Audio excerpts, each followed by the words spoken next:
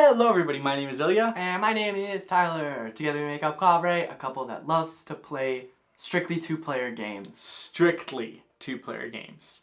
This is part 2, part 3. Part 3, technically, yeah. And maybe part 4 coming up sometime. Of our rapid reviews of all the two-player games, strictly two-player games we're going to be looking at this month. Exactly. So we've covered them in some form, shape, or fashion. What is the right? Anyways, we've covered them somehow, or we will be covering them. And you can check it out on our YouTube, or you can click on our Instagram to see all the photographs that we've been taking with them, where we talk about what the game is about and our initial brief thoughts about what we think about the game. Or you can slide into our DMs and say, hey, what do you think about this two-player game? Maybe we've played it. Maybe we haven't. Who knows? Well, we're going to jump right into doing our rapid reviews. We'll give you a very quick brief overview and then tell you what we think about some of these two-player games, or all of them, I guess. And stay tuned because we've got a giveaway for you folks at the end that will explain all the details. Another one? Uh-huh. Fun! Okay, well, let's kick things off. Do you want me to go first or you go first? You go first. Okay, I'll go first. So the game I want to talk about is the game Face to Face. This was designed by Stefan Benendorf and it's from Pandasaurus. And basically, what you're trying to do is get rid of your hand completely. And the way that you do that is you have an ascending and descending pile, and so does your opponent. So every turn you have to discard 2 cards on ascending or on your own piles, or if you discard on your opponent's piles, you kind of follow the opposite rules, helping them out. But that way you can gain more cards. And if you gain more cards, you can get rid of cards quicker. It's discard up, or at least 2. You have to do at least 2. I get them jumbled sometimes. Because there's a few of the games. So, and then basically, it's really fun. I really enjoy trying to outsmart your opponent and knowing when to give them the card and play an opposite. Because sometimes you can really help them out and sometimes you can watch them struggle and make them help you out. But I love all the games. I think they're a lot of fun, and this one was a really good spin on it, where you can really twist another way, and it's also a really quick, easy card game you can set up. It's all just cards in this tiny little box. Yeah. What do you think? I feel like these particular games are pretty stressful, but this one is like a duel, so it's actually kind of nice, whereas most of the other ones I think you're working together, right? Yep. So I like the twist of not having to work as a team, but I think when it comes down to it, I do prefer the other ones more. But this one is still pretty good. Okay. And it's skull themed, spooky. Ooh, spooky. Very Halloween-esque. And that's the game. The game. The game duel. Duel game. Game. Okay, I will talk about Star Realms next. We only have the little small box, and I heard there's a bunch of expansions. Tyler's excited. And I am very excited. So I'm going to say this name wrong. Oh, no, I'm not. Okay, I've got this. The designer of this game is Darwin Castle, and the publisher is White Wizard Games. And essentially, this is like a little small... well, not compact, but it's this like cute little box. It's pretty compact. And it's a 2-player deck builder, and you're essentially just trying to take each other out by dealing damage to all of people's starships and bases. I think you start with a certain amount of health, and you kind of just like deal damage to each other by playing cards, filtering through your deck, and yeah, it's fantastic because you get to spend the money you generate on new cards, and then things get going, combos get happening, and I really appreciate it. The one thing I'll say about this game is, what I love particularly about deck builders is when they incorporate you can get rid of cards right off of the bat from your deck, because I think one of the factions. Yeah, one of the factions kind of rounds themselves around that, but one of the things that I don't particularly, or that I look for, I guess, in deck builders is that ability. And Star Realms does it really well. You can get rid of cards that are kind of just like consuming space, yeah, it's just fantastic. It's everything I want in a deck building game in quite a compact and fairly quick experience. Yeah. I think there's a lot of layers of combos between the factions too, which I really enjoy. And I am also very excited about the expansion content. And there's actually a Kickstarter right now for a legacy version of Star Realms that adds more factions and more experiences, and there's a big galactic box. Ooh, that's cool. And I want it. Yeah, I want more of this because we got this one particularly to celebrate 2-player month. And Where has it been all of our we lives? played it and now we want more. More. Star Realms. Star Realms. So up next, let's keep the compact theme going. Okay. I'm going to talk about, plot twist, Hive, Oh, Pocket Edition. got him. I almost got the button shag game, but I didn't. Okay, so Hive is another classic 2-player game. There's these nice acrylic tiles, and you have your queen bee, your opponent has the queen bee, and your goal is simply to surround the queen bee with insects. And it can be their own insects, but basically you want to corner that queen bee and say, I'm the queen bee in this hive. Each of the tiles has various ways of how they move, whether they go on top, they jump over tiles, there's grasshoppers, mosquitoes, ladybugs. It's just a beautiful abstract strategy game. I think it's really fun. I particularly love the Pocket Edition because you can just carry it around.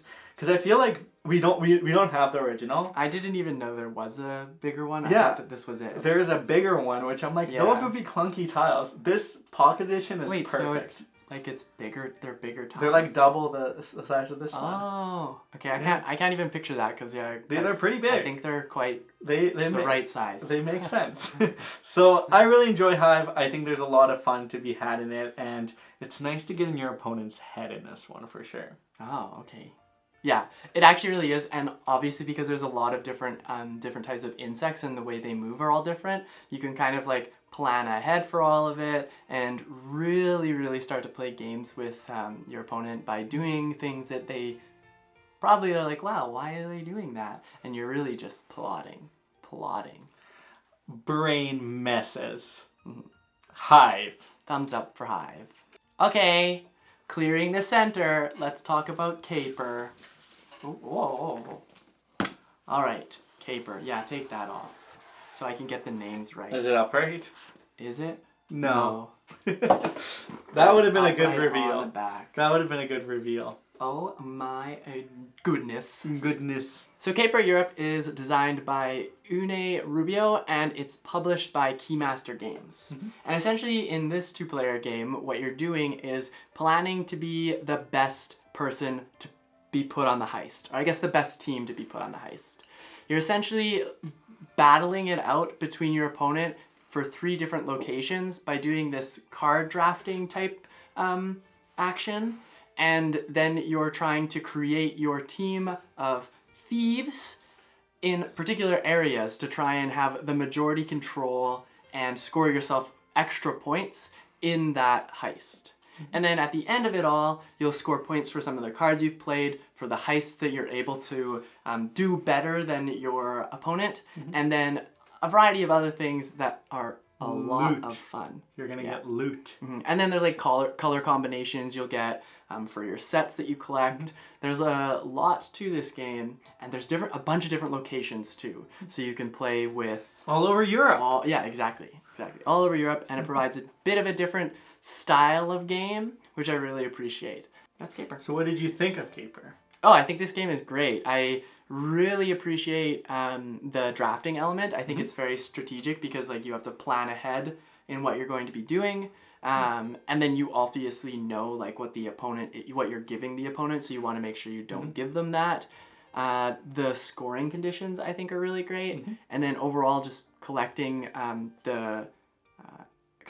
the different spots and making sure you place them right is a lot of fun because there is like some player interaction too where I can like block you from doing certain things or remove cards. Yeah, so I like that. Yeah, I think for me, the reason I really enjoy this game is it's a combination of so many different things, but it's done in such a way that each game you can decide like where and how to adapt to the certain situation. Because you're set collecting for various loot, you're trying to get majority, you're drafting strategically, making sure that you play the right card and your opponent doesn't, or maybe get in their head and play the card that you want them to play, that kind of deal. But at the same time, you're trying to balance everything to see, like, where can I lose some to gain some somewhere else? Yeah. And you're ultimately making those decisions in real time. Well, not real time, but you're adapting to as the game progresses to your opponent. And you do feel very clever, like you are committing a heist throughout this game, which I really like. I think and the production quality of all Keymaster games are just sublime. Yeah, so very true. You can't complain about that. It's a stunning, gorgeous game, and I love it. That is Caper. Caper. Okay, I like let's keep going, clearing the center, because I feel like Caper hid my personality quite a lot. Is your personality the flamingo sweater? Yes. Aha, I see. Well, now you're hiding it even more.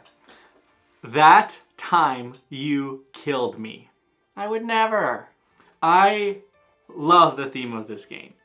So the premise is you invented time travel. Or did you? Because you know what? It's really easy for someone to go back in time and invent time travel. So what you're trying to do is figure out who indeed invented time travel. And you know what? There can only be one, so you have to murder the other. Yeah. In cold blood. Uh-huh.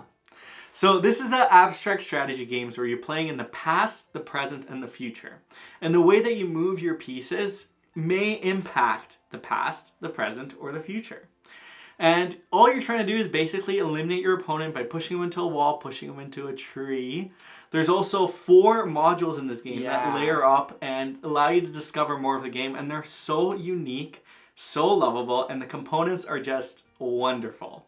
I adore this game. I think it's extremely clever. It's one of the most thematic abstract strategy games, which are very opposite, because abstract usually doesn't have a lot of theme. That's true. But with this, you feel the theme, you bathe in it, you live in it, and murder your opponent.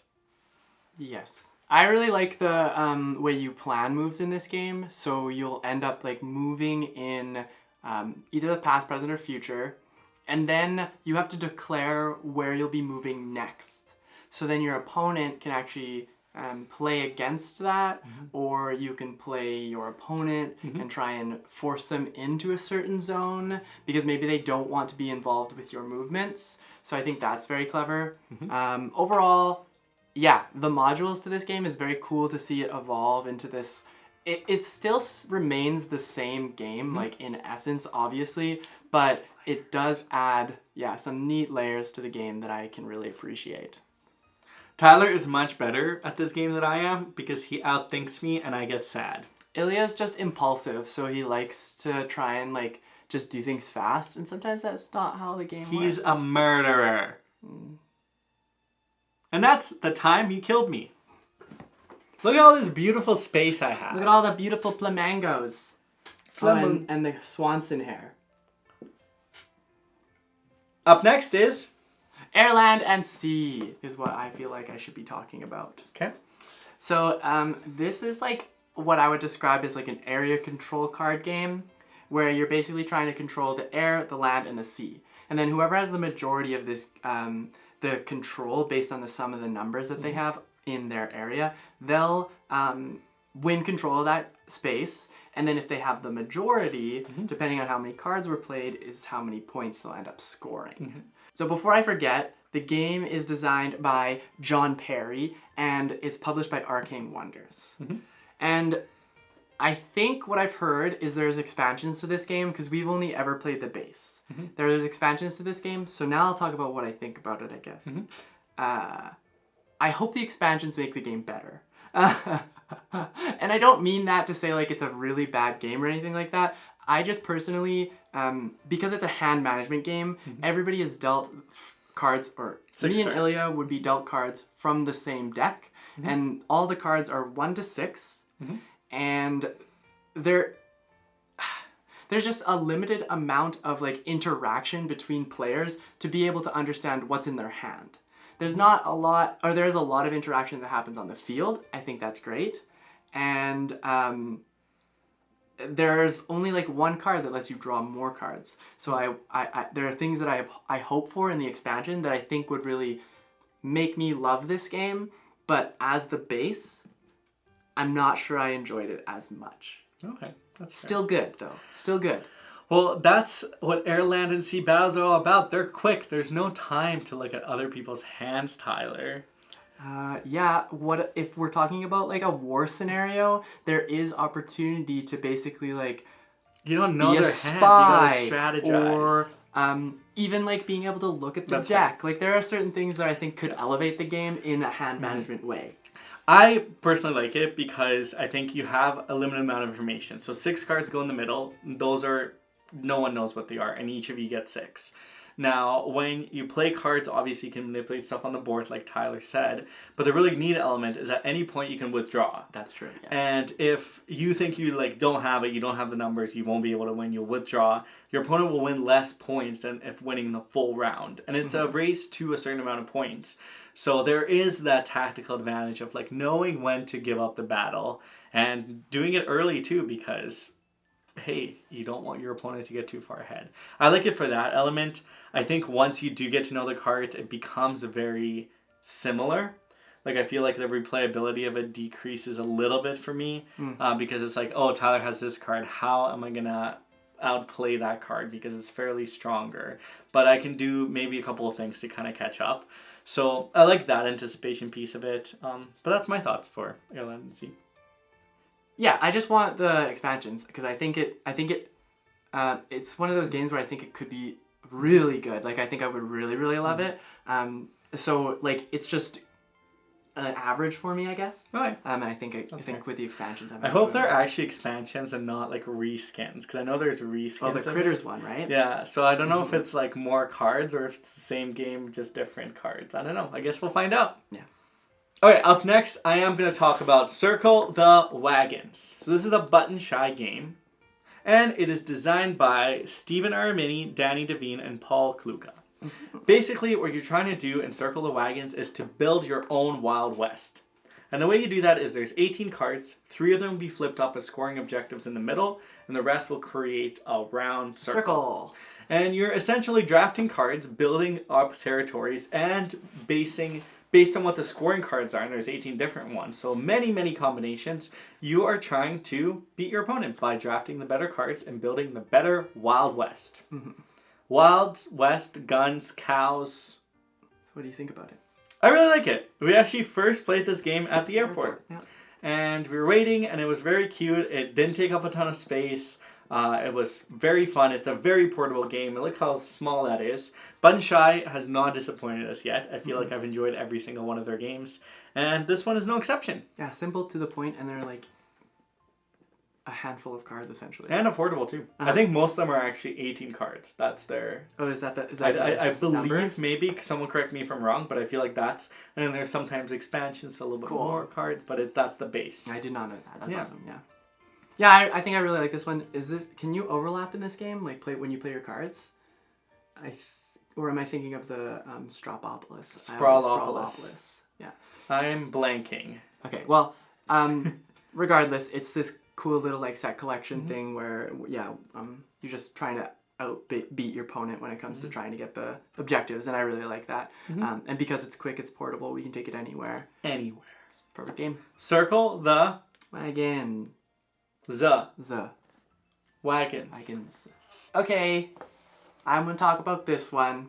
It's called Claim. I love Claim. It's published by Deepwater Games, and it's designed by Scott Alms. And it's like this, it's a trick-taking game. So, from maybe my past videos, I think I talked about this. With trick-taking games, I think you gotta go completely out of the box when you're trying to elevate a trick-taking game, because I have a sweet spot for the what other trick-taking or what the classic trick-taking games are. And Claim, I think, actually does a good job at this. There's 4 different factions. Five. Well, one of them's wild. Well, it technically still, yes. Okay. So there's 5 different factions, and the goal of the game is to have control over the most factions. And whoever has the majority control in any of the factions gets that point. Claims the kingdom. Exactly. And it's played over 2 different rounds. you'll basically play through the whole deck.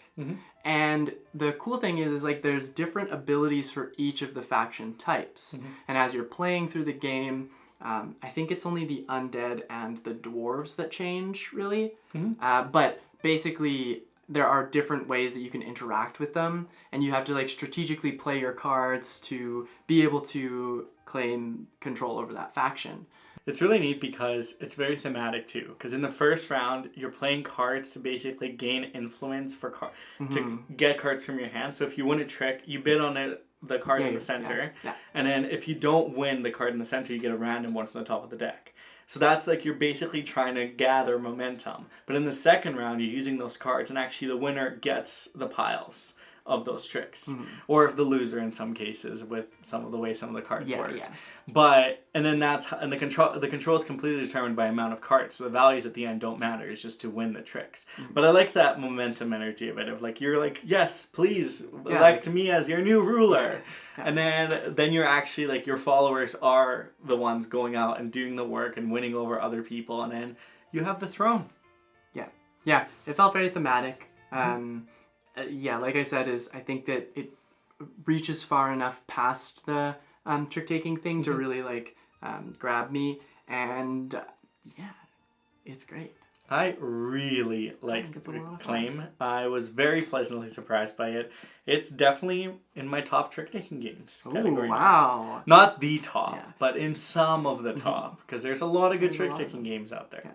The one thing I will also add to this is that in like some trick-taking games, like you're very conscious of like what other cards are out there. In this one, I think it's like pretty valuable to understand what cards are out there still, because you can play that game where you're trying to, again, play against your opponent, but with a good memory, you can potentially use that to your advantage. But good memory is also not needed because there's that top card draw if you lose, which keeps things spicy. But there's a lot of assumptions you can make. And the art is so good. That's claim. Okay, up next, I want to talk about Targi. So Targi is designed by Andreas Steiger, and it is published by Thames and Cosmos. This is, I feel like, a legendary two-player game. Yeah, we get recommended this one a lot. Well, and we played it and loved it so much. It has two of some of my favorite mechanics, which are worker placement and set collection. Basically, you're trying to earn the most points by playing tribe cards. And the way you do that is you're going to place your workers, and then once you place your workers where they intersect, your tribe markers will go, and then you'll activate all the border cards and the middle cards to basically win yourself the favor. Collect goods, have set collect, use those goods to pay for the tribe cards, and earn the most points. Where this game shines is just the intricacy and the elegance of the mechanics. Like, for example, where you place your workers, your opponent can't place in the same column or row, so you can restrict certain spaces.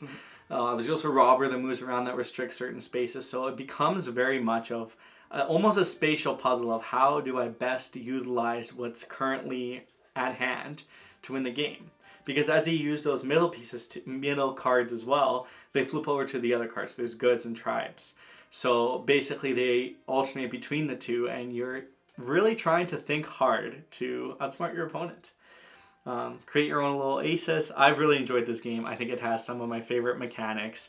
I think each game feels so different, and it's a game that I would want to play again and again. Yeah, this is a good one where you're like duking it out with each other, and I think like blocking each other out of certain actions by just paying attention to what each other ends up grabbing like prior, I think is really cool. Yeah, I like the idea of basically placing 3 workers to take 3 different actions, and then also getting to take resources based on how they intersect. I think that's really neat. And yeah, I feel there's a lot of strategy to it. It feels heavier.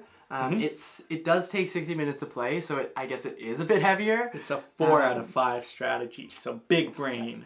Yeah. 2 out of 5 luck. I like when they have that on the back. It's like it's a 5 out of 5 worker placement. It is definitely a worker placement game. It is a 5 out of 5 set collection, 2 out of 5 luck, and 4 out of 5 strategy. Yeah. So I feel like Cosmos just does that with all their games. Yeah, I like it a lot. I appreciate it. So yeah, if you're looking for a strategic brain burner, if this may be the game for you, there's just a lot to love about it. And there's an expansion, which we haven't not got played to yet. We need to but play it. Yeah, yes. we do have it I'm there somewhere. I'm curious to see how this game can be elevated, and I think because a lot of people said the expansion makes it even better, and if it does, it's already pretty good. So yeah, I really enjoy this one, so I'm not yeah, I'm excited to see what they bring on. And that is Targi. I guess I'll talk about Botanik. Botanik. My chin is resting Botanik. on it. All right. Botanik, it's designed by Gregor Largi, Frank Critton, and Sebastian Patchen, and it's published by Space Cowboys. Mm-hmm. And basically in this, like, apocalyptic, post-apocalyptic world, you're essentially trying to come together to create and connect these pipes to help you be able to successfully grow things. And in short, that's what it is. So basically what you'll do is you'll be placing tiles into the center board, trying to put them into spaces to let them fall out into your zone, so then you can then place them into your own tableau. It has a lot to do with the matching of the tiles, and then of course, like, the main mechanic here is that you're drafting tiles, placing them into the center board, and then they'll move depending on what happens. But you'll score points for making large connections to certain, or like of same colors, and then also for flowers that are in your area. In connection with a large, I think you have to have at least 3 tiles in order for the flowers to count. Yeah. And that's really Botanik. And what do you think of Botanik? I think this game is fantastic. I really enjoy the, like, trickery that you can do while trying to place in the center and bump certain tiles off. Because what you can do is you can end up bumping a tile off too soon for your opponent, and that's kind of a take that, and I like it. The other thing is just, like, making it work for yourself. You have to build your own tableau, you have to place them strategically and adjacent to each other, trying to make sure you don't mess it up, but also be willing to, like, give things up sometimes, because it's not always going to work. And for that reason, I really appreciate this game. I love the theme in this game. I think it's so cool that you're competing with other botanists to become, like, the head of, like, I'm gonna bring the world back to the greenery days.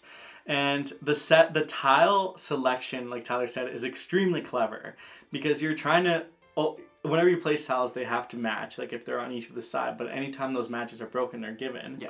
So I think it's so interesting, because there's times where you can break your own match, but then maintain your opponent's, so then they don't get the tile. And there's really clever ways, and so you also drafting tiles, and you draft 2 and 1. Yeah. So some turns you'll have 2, some turns you'll have 1. So there's a lot of kind of varying dynamics in this game that make it really exciting. And the production quality, the art, there's just a lot to love about it. It's one that really hits my heart in a good way. The flamingos are happy. The flamingos are happy. Botanik! Yay. Okay, up next we want to talk about Canopy. So this one is obviously illustrated by Vincent Dutray, and it is designed by Tim Eisner, published by Weird City Games. I almost said Weird Giraffe because it's close. Weird City Games. So in Canopy, you're essentially building your own little biome of beautiful trees, beautiful creatures, and avoiding the threats, because there is going to be some. Yes. The way this game works is it is a set collection game in which you'll take a look through 3 different seasons, building biomes. And the really neat aspect of it is each turn you'll look at 3 different areas one by one and decide if you want to keep the cards or pass to the next one. And if you pass, that other pile grows. So sometimes there could be bad cards or not as beneficial cards, and maybe sometimes you're just more curious what's in the other piles as well. So you have this kind of nice card selection mechanism that makes the game really exciting, and you're both building your best biome. So I think what really stands out for this game for me is how absolutely beautiful it is.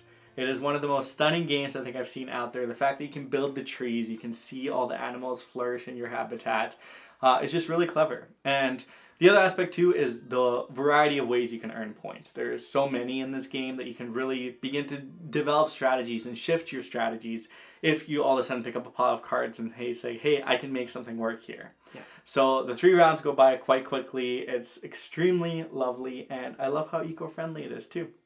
Yeah, this game is great. I like it feels almost like a drafting game, where you are looking at those piles, deciding whether or not you want to pass, and then Secret drafting. yeah. But everybody has information to it, so they eventually end up seeing all your cards or having a sense of what you are grabbing.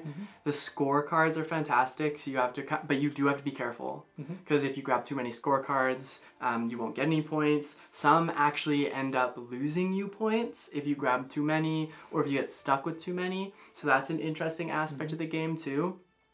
Also, building your trees is a lot of fun, because the higher you build them, the more points you'll end up the more points you'll end up getting. And then there are like bonus points that are handed out during the game as well. And yeah, I thoroughly enjoy it. Canopy.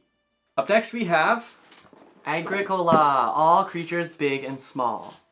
So this one is designed by Uwe Rosenberg, and it is, I guess it would be, we've never played Agricola, but it's like a subsection or like a part of Agricola brought into its own game. Yes. From my understanding. I'm not sure, so. Okay. Well, from what I've heard. Your understanding is similar to what I've heard. Yeah. But this is really cool because what you'll do is you'll play over 3 rounds, and you'll work towards 3 rounds. No, more than that. Oh my goodness. No. I'm thinking of. I think you play over like 8 rounds. You play over many rounds. Yeah, a lot of rounds. Eight it's not sounds 3. about right. It's not 3. I don't know what game I was thinking about. But essentially, what you'll be doing is you'll like be building up fences on your little board, and you'll be taking different actions through worker placement. So what ends up happening is you build up this little farm, you fence in these areas, you get to purchase new buildings to activate better scoring opportunities for yourself, and then at the end of each round, your animals breed. And the more animals you have, the better, because you'll score a lot of points.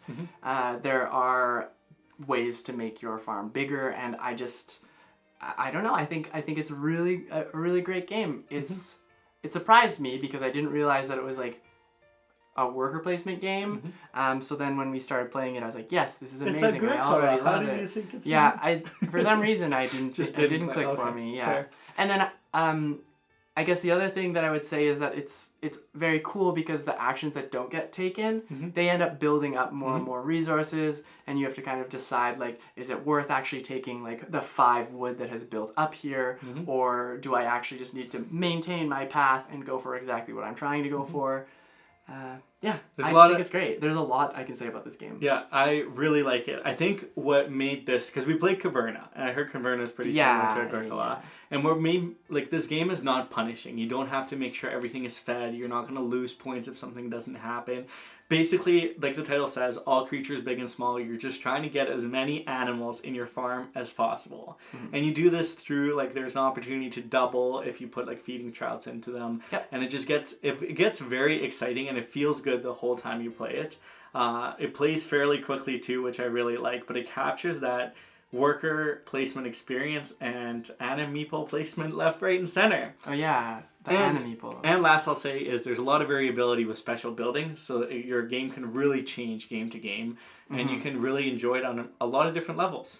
Yeah, it's a pretty in-depth game, and like Ilya said, is the bonus that it has going for it is even though it's a worker placement, which we tend to associate with longer games, this one goes pretty quickly. About 30 minutes. Yeah, that's Agricola, all creatures big and small. Big and small. What I didn't say is it's published by Lookout Games. Lookout Games. Yeah. Big and small. Okay, next up I want to talk about Paris. La Cite de la Lumiere. La Cite de la Lumiere. So this one is published or designed by Jose Antonio Abascal, and it is published by Devere Games. And it has an expansion. And it has an expansion, which we'll briefly talk about, because this is new, right? And it's exciting. So the way that Paris is played is it's played in 2 different phases. In the first phase, you will build up the cobblestone path and take up building tiles. And in the second phase, you'll place those buildings into the City of Light, and play postcards, which have different abilities and different ways to score you points.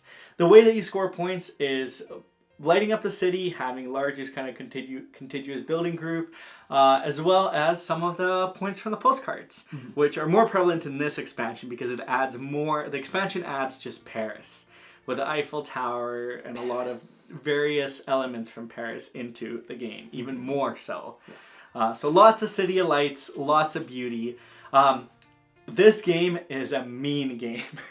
Oh, yeah. So you're building your city, you're just minding your own business, trying to build the lights, enjoying the beautiful city of love. And all of a sudden, Tyler decides to close you off, make it so your building loses you points, and then you just end up crying in the corner and not being able to afford the Paris experience because that's just how it goes. But it's lit up. I really like this game. Even if, no, it's a little bit take that-y. Well, it is take that-y. There's elements I love with just tile placement and being the way that you place the tiles, the way that you choose to place tiles or draft buildings, the way that you always have an action prioritization, which I think is always such an interesting mechanic because it's like, how long do you wait to do this and hope that your opponent doesn't block you? And I love that in games. I think it's such an interesting mechanic. Also, it's an absolutely stunning game. The box itself is the board and it's elevated. The production quality is super high. There's a lot to love about Paris, La Cité de la Lumiere. Yeah, I think it's a good kind of take that, obviously, because I really like this one too. It feels like a tight race most of the time, maybe because I don't know if we've played it enough to really like we've played it a fair bit, but I don't think we've played it enough to like absolutely always know each other's like thoughts and plans, and be so far ahead of one another that it's just like an obvious stomp. Like the games have been relatively close, which I really like. It does really suck when you get blocked or when you're trying to do something and you were just like one turn away from it. That feels unfortunate, but yeah, just like the postcards add so much theme to the game. The way that they've constructed like the characters that they involve in the game, it's very like inviting, and if you've ever been to France, it just kind of it does remind me of like portions of this game definitely do remind me of our time when we were there. Paris. Up next, we're gonna chat about Curious Cargo, a game by Ryan Courtney.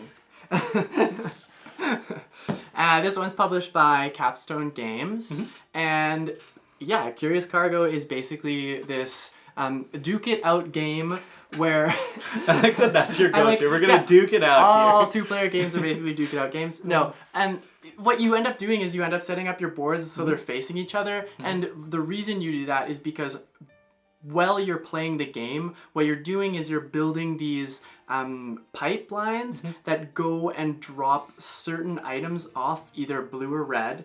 They or drop purple your goods. if If playing you play the advanced version. Yeah. So it'll drop off a good to a spot and then fill a car. Or a truck, I should say. You'll have to end up placing those trucks, but what's neat is that when you place a truck, either on incoming or outgoing on your board, well, if it's incoming, you place it on the other person's board, so it pushes up. But when you do that, the trucks that are already there move up. And it's very cool to see because if they go past the board, they have to be completely moved off or they just get discarded. And you really have to try and make sure you are collecting all of the goods that you can by, again, making sure that you're being able to deliver the goods to the ones that are pushing things out and be able to collect the goods that are coming in because you'll be able to score yourself more points. You just want to be a good warehouse, essentially. Yeah. What do you think of Curious Cargo? This one hurts my brain. I actually really like this game. I think it's fantastic, but I think like part of me gets so obsessed with making sure that my pipelines work perfectly the first time around, and they will not. They do not do that. You kind of have to be okay with it not looking okay for a little bit because you can place on top of the tiles, and that's really where this game I think kind of shines. Yep. Because there are these things called scaffoldings that you can use to kind of help you do that, but in the game it actually like tells you that you should try not to use them because it makes the game harder. And obviously you read something like that and you're like, okay, I'm never going to use scaffolding. And then I end up having to use scaffolding. It's a smart thing to do. Mm-hmm. I think It is. What's really cool about this game is you're trying to balance so many different things at once. Because you're trying to send, like, you want to be a good warehouse at the end of the day. You want to send off enough, you want to intake enough, and you want to just meet some of those benchmarks to score the most points. Mm-hmm. But it's difficult because you're building pipelines not only to the trucks that you're loading, but on the trucks that may come. Yeah. And if they don't align perfectly in the spot that they come, you're maybe not able to receive one of the products. So there's that intricacy in the ever-evolving nature of the game, the way that the trucks are played. I love this game. I think it's extremely well done. It is one of the heavier two-player games that we definitely have played. There's a lot to wrap your head around, and it's definitely one of those games you have to play a couple times to really wrap yourself think around about flipping over to the advanced side. The advanced side with 3, it's just like, yeah. But I would, if you really enjoy kind of those intricate tile placement and spatial awareness of like how to connect the pipes and make the best of it, I think this is a game that you'll really love. Yeah, planning ahead is pretty essential in this game, particularly with your pipes because you only have 2 like storage spots and then you end up having to stack them on top of each other. But yeah, I think this is a really great game. Curious? Cargo! And that's been part 3 of our video. As you may see, there's still some games on the table. We are going to get to them. But for today, we're going to let you enter our giveaway of a mystery game in which we'll announce in our second video. What? But the keyword for our giveaway is land. So all you have to do in order to enter the giveaway for this mystery game that you'll find out about is comment down below with the keyword land, incorporate it any way that you would like, and then maybe you'll have an opportunity to win. And if you want another chance, make sure to watch tomorrow's video of part 4. And if you enjoyed this video, please make sure to give us that thumbs up, hit that subscribe button, join us in our journey where we talk board games on a weekly basis. And let us know your thoughts on the games that we've discussed. We'll see you in the next one. Bye!